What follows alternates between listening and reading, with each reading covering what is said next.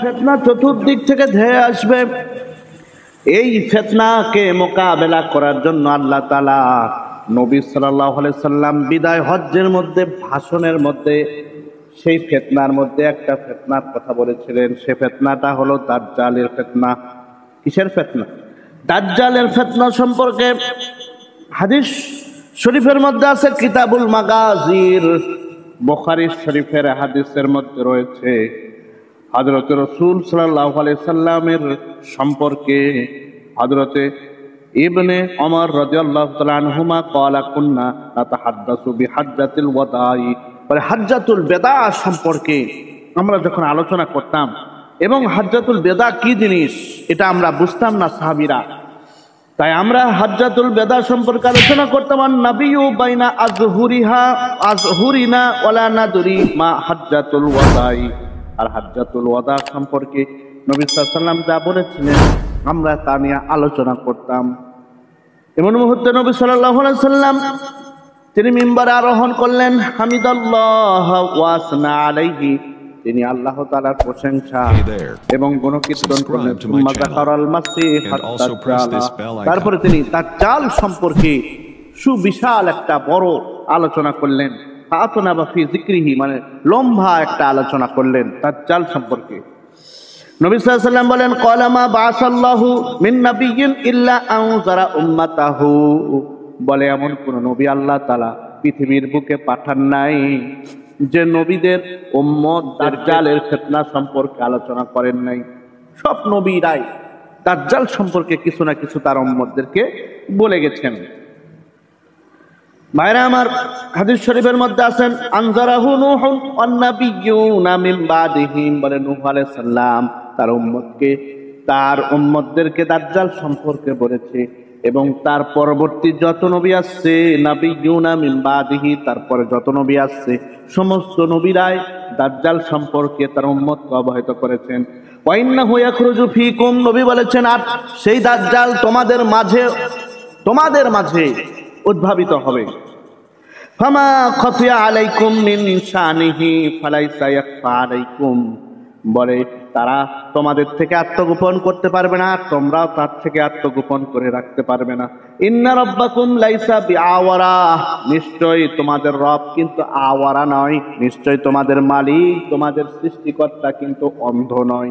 কি নয়? আমাদের সৃষ্টিকর্তা সম্পর্কে আল্লাহ পাক কোরআনে কারীমের মধ্যে অসংখ্যবার বলেছেন সামিউন বাসীরুন, তিনি হচ্ছেন চক্ষুষ্মান, তিনি হচ্ছেন শ্রবণকারী এবং তিনি হচ্ছে চক্ষুষ্মান। এভাবে আল্লাহ তাআলা বহুবার কোরআন শরীফের মধ্যে বলেছেন। কিন্তু দাজ্জাল এমন একটা ফিতনা হবে, সে নিজেকে প্রভু দাবি করবে কিন্তু সে মূলত প্রভু নয়, সে হচ্ছে কিয়ামতের সর্বশেষ আলামত, সর্বশেষ তাই নবী বলেছেন ইন্না রাব্বাকুম লাইসা বিআওয়ারা, নিশ্চয় তোমাদের রব তো কি নয়, অন্ধ নয়। ওয়াইন্নাহু আওয়ারু আইনুল ইমনা, আর দাজ্জালের ডান চোখ কানা থাকবে। কানা আইনাহু আইনাবাতুন তাইফাতুন, বলে দেখতে যেন আঙ্গুর ফলের মতো ফুলা লাগবে, আঙ্গুর ফলের মতো একগুচ্ছ আঙ্গুর ফলের মতো ফুলা লাগবে তার ডান চক্ষু। এবার নবী সাল্লাল্লাহু আলাইহি ওয়াসাল্লাম এই হাদিসগুলো আলোচনা করার পর নবী বললেন আলা ইন্নাল্লাহা হারামা আলাইকুম দিমাআকুম আমওয়ালাকুম কাহুরমাতি ইয়াউমিকুম হাযা ফি বালদাতিকুম হাযা ওয়া ফি শাহরিকুম হাযা আলা বাল বাল্লাগতু ক্বালু নাআম ক্বালা আল্লাহুম্মা শাহাদ সালাসান ওয়াইলাকুম ওয়াইহাকুম উনজুরু লা তারজিউ বাদি কুফারান ইয়াযরিবু বাদুকুম রিকাবা বাযিন। এই হাদিসের শেষ পর্যন্ত আলোচনা করলেন। নবী বললেন আজকের দিন যেমন পবিত্র, আজকের মাসটা যেমন পবিত্র, আজকের স্থানটা যেমন পবিত্র, তেমনি ভাবে তোমাদের সম্পদ, তোমাদের রক্ত এরকম ভাবে অন্যের জন্য হস্তক্ষেপ করাও পবিত্র। সুতরাং নবী সাল্লাল্লাহু আলাইহি সাল্লাম এভাবে আমাদেরকে বিদায় হজ্জের দিনে সেই দাজ্জালের সম্পর্কে কিছু আলোচনা করে গেছেন যে দাজ্জাল চোখ কানা হবে।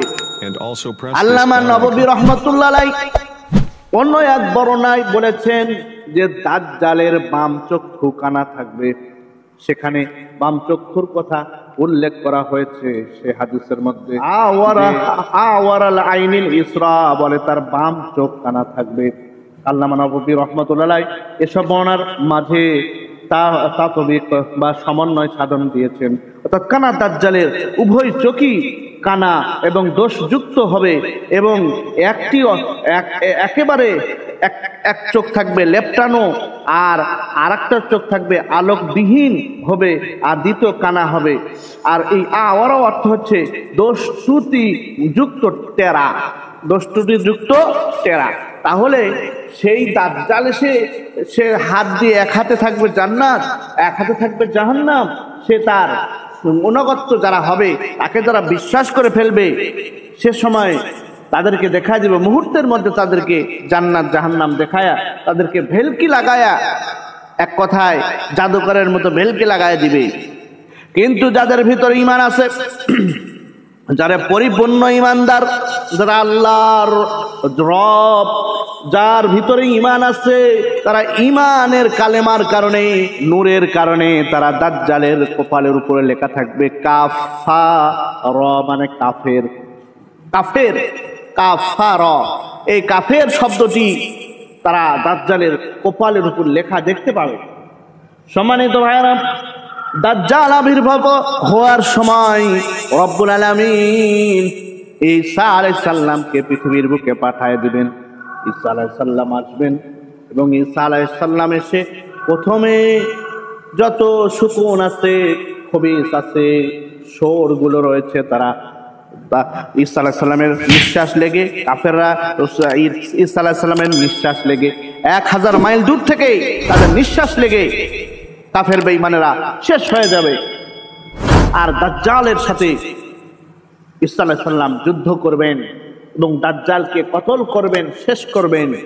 সম্মানিত ভাইরা, যখন কিয়ামতের শেষ সময় আসবে, সেই দাজ্জাল সম্পর্কে আল্লাহ নবী বলেছেন, তোমরা বেশি বেশি করে সেই দাজ্জালের ফিতনা থেকে দোয়া করো, আল্লাহ মাসিহুদ দাজ্জালের ফিতনা থেকে আমাদেরকে হেফাজত করো। এই দাজ্জাল একটা বিশাল বড় বড় ফিতনা। সুতরাং এই দাজ্জালের চোখ থাকবে, এক চোখ থাকবে কানা।